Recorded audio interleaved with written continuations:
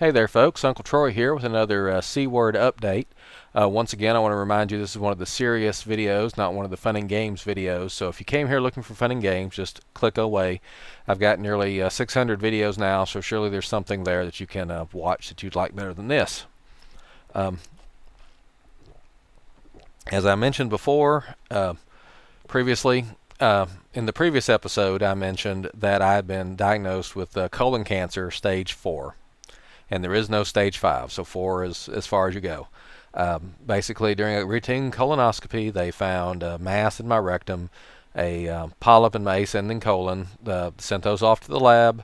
Both came back as a well-differentiated adenocarcinoma, which is a carcinoma of the mucus-producing glands. The good news is it's very slow growing, so it's not an immediate threat to life.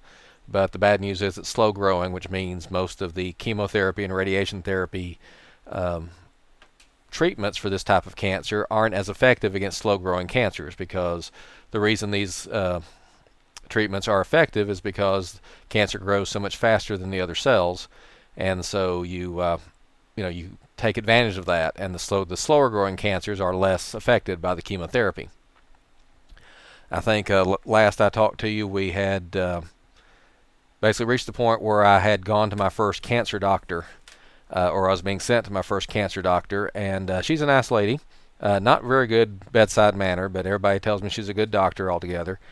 And she basically wanted to, told me what was going on, basically that this was treatable, probably not curable, but it was treatable, and that I needed to start chemotherapy. And in fact, if I wanted to, she could call up the surgeon, and I could go over for a surgery consult that day and probably have a port installed that like the next day, and then start my chemo like 2 days after that. And I said, whoa, slow down. What do you mean chemo? What do you mean? Well, you need to do this, this, and this, and blah blah blah blah blah blah blah blah blah. Just went right over my head. So I said, well, I'm not even sure I want to go this route yet. I still feel pretty good. I mean, I haven't had a whole lot of symptoms with this cancer, so we're rushing right into treatment. Do I have time to get a second opinion? Oh, you want a second opinion? I can send you to these other doctors. And I said, well, I was going to call around myself and set up for different doctors. And she says, no, I can get this set up a lot faster than you can. Just give me an hour. I'll have you set up. So she sent me up to another doctor, another cancer doctor, and also set me up with a cancer surgeon specialist, and sent me off for some more tests. So I've had, I think I'd had a couple of CTs at that point. I had another CT and an MRI. And MRI stands for magnetic resonance imaging. And basically they put your head inside a giant magnet, and they swing the magnets around real fast, and it causes the water molecules in your brain to swing around and resonate, and that gives you a really good 3D picture of the brain. And that was the one where they said my brain was normal. And of course I tell people that, especially my family, and they say, no, really, what did the scan say? And I said, the scan said my brain is normal.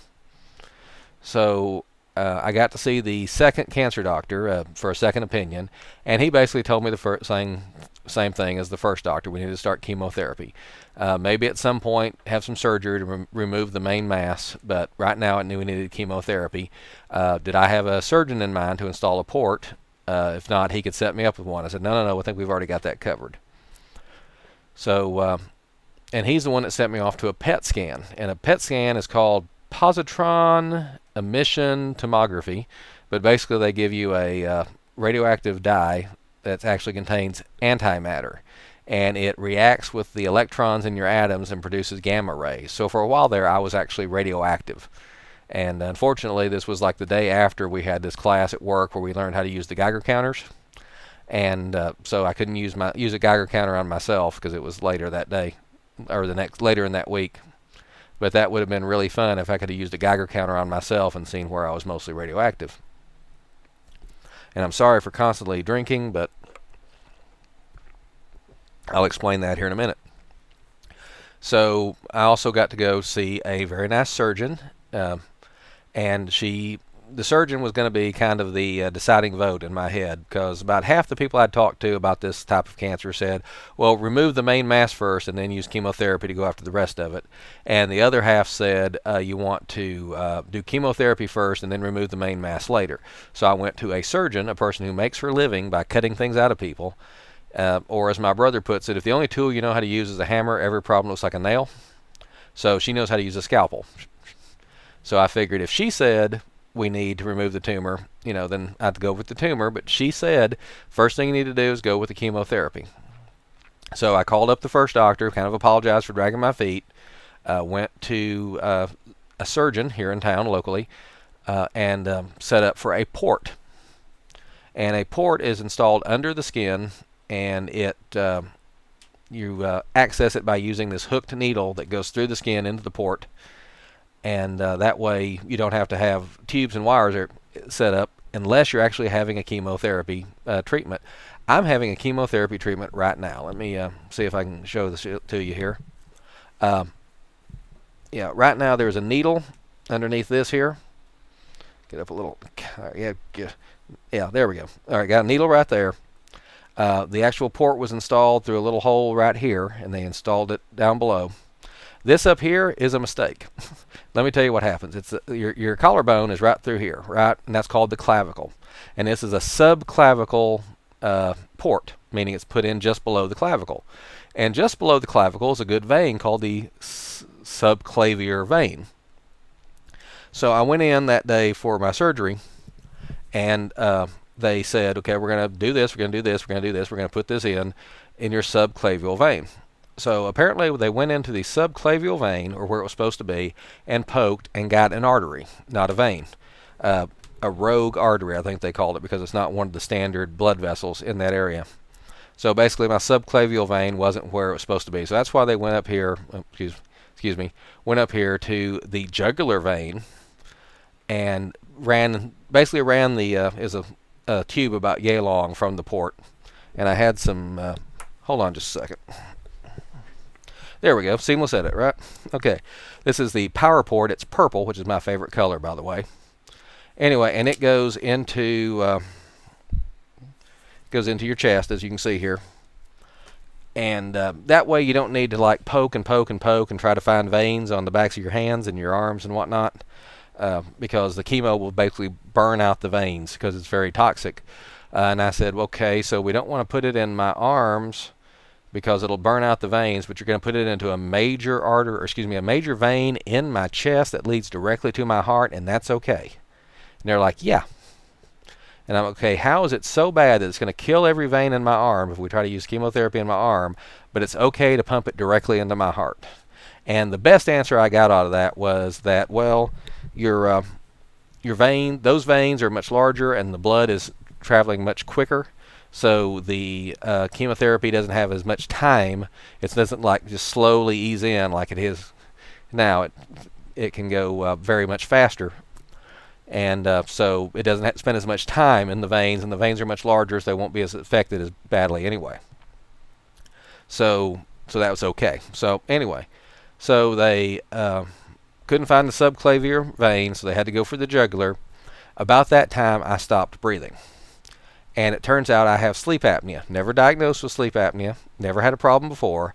But they had me in a deeper sedation than I'd been in any recent surgeries. And they had me laying flat on my back. And when they started moving my head up and twisting it around to get the right angle on the jugular vein, I stopped breathing.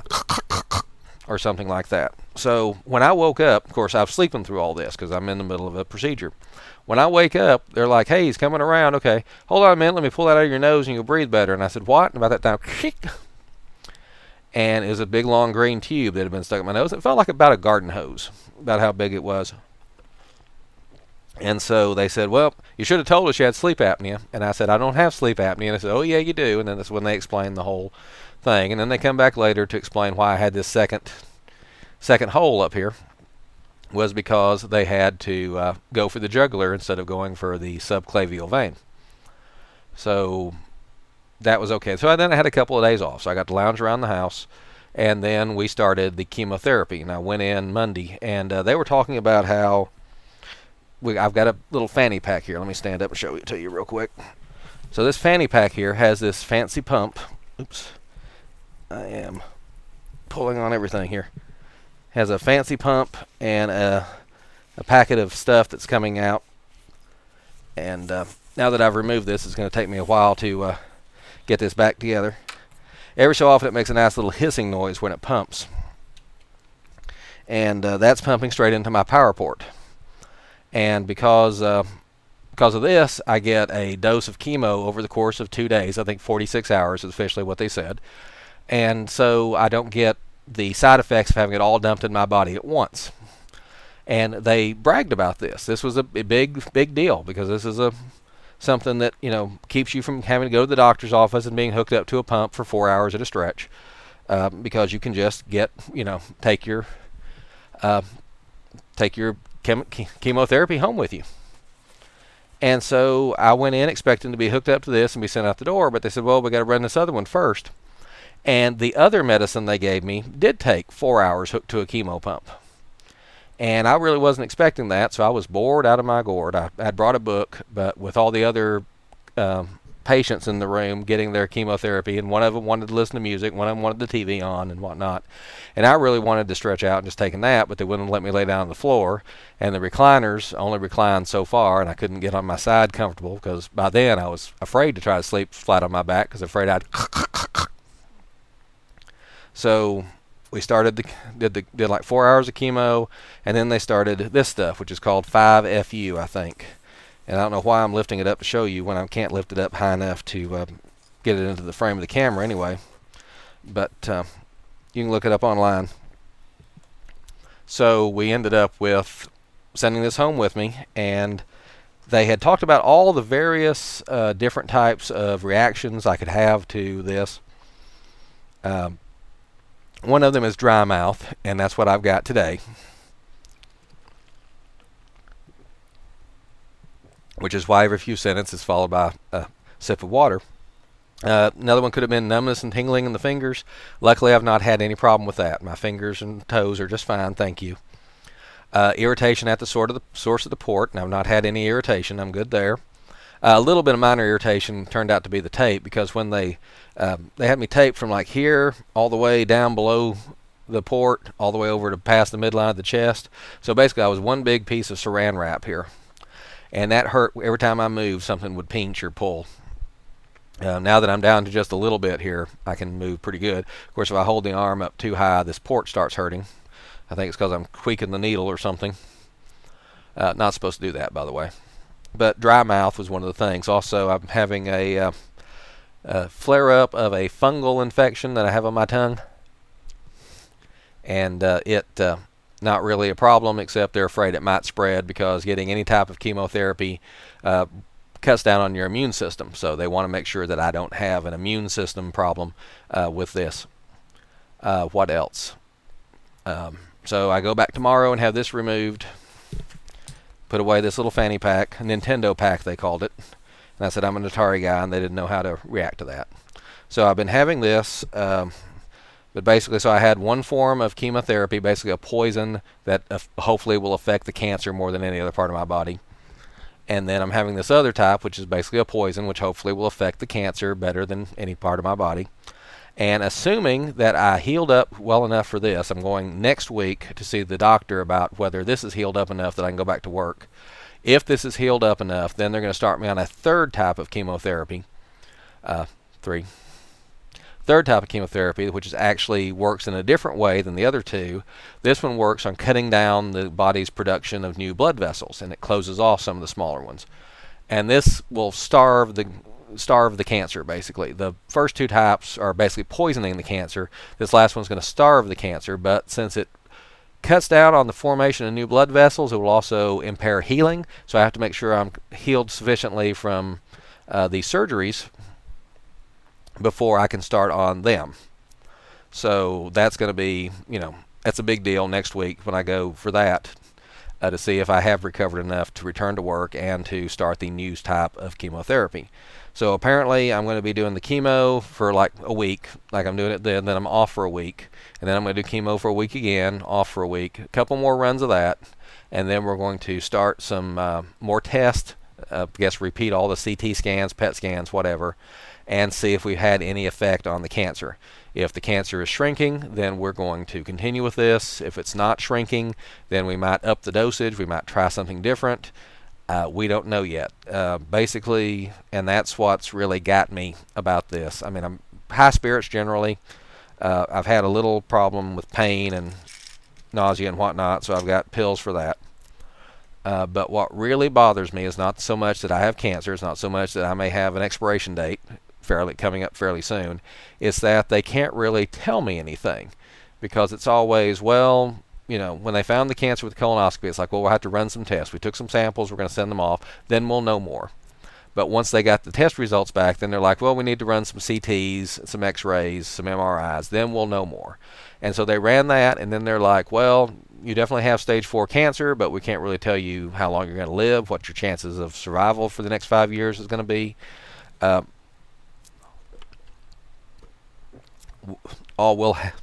We'll have to wait to see how you respond to the chemotherapy. And then once I started the chemotherapy, then they said, well, you're going to have to do this for at least a couple of months, and then we'll rerun all the tests. Then we'll know something. So it has been very, very hard. And I just realized I never explained why I'm constantly drinking here. I'm fairly dehydrated. That's part of the chemotherapy. And also, I'm drinking lukewarm tap water. I mean, room temperature or above. Not quite body temperature. And it's really cutting down on my enjoyment of mine, because I normally like ice water. But one of the many, like a big long list of possible side effects is sensitivity to cold. Some people have to like bundle up in the middle of the summer. They have to put on gloves to reach into a refrigerator to pull out something.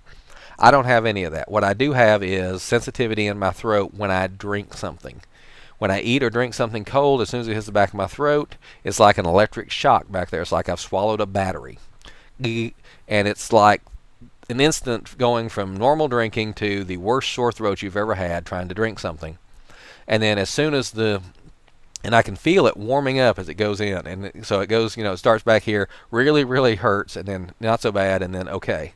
So, and I found that quite by accident, because I had a cold Coke out in the truck when I finished the first round of chemotherapy, and they hooked me up to this. And it turns out this is the stuff that's causing the sensitivity, because it's not going away, and I'm still being pumped full of this. So now I'm drinking lukewarm tap water. And if you ever go to a restaurant and order lukewarm tap water, they look at you like you've grown an extra head. I mean, seriously. Do not expect any restaurant to honor that request. The best you can hope for is ice water without the ice. And I actually had to send back, I said, water, no ice. They sent me water with extra ice, so I had to send it back. I've never sent back water before. So, and then when it is, still cold out of the tap, I have to and then hold it. And then swallow it down as fast as I can and hope that it doesn't hurt. So anyway, so that's where we are basically. We started the chemotherapy. Tomorrow I'll go back, have this removed. Hopefully they'll take the needle out of the port, since I won't need it for a couple of weeks. And so I'll be without wires for the first time since, after the surgery, not taped, not wired, just a couple of little holes with some little bits of tape over them, like this, which are hopefully healing up fine. I am trying to control my diabetes. It is very difficult, because this stuff I'm being pumped full of is not compatible with saline, so they have to use a dextrose base, which is basically sugar. So basically I'm getting sugar pumped into my veins constantly. Also, it requires a steroid. Steroids are bad for diabetes. They raise your blood sugar. So I'm having to take extra insulin, extra readings. My poor little meter here is just having a workout. And so that's where we are on that. And I just realized that I'm wearing a green shirt against my green background here. So you may not get that psychedelic colors like you have been getting in some of my videos. But anyway, so that's where we are now. Basically, we started the first round of chemo, going to the doctor next week to see if I can go back to work and get the next round of chemo. Couple of rounds of chemo, another month or two, maybe, then we'll have a better idea of where we are on the cancer. All right, so any questions, comments, leave them in the comment section below. This is Uncle Troy signing out. Please have a good night.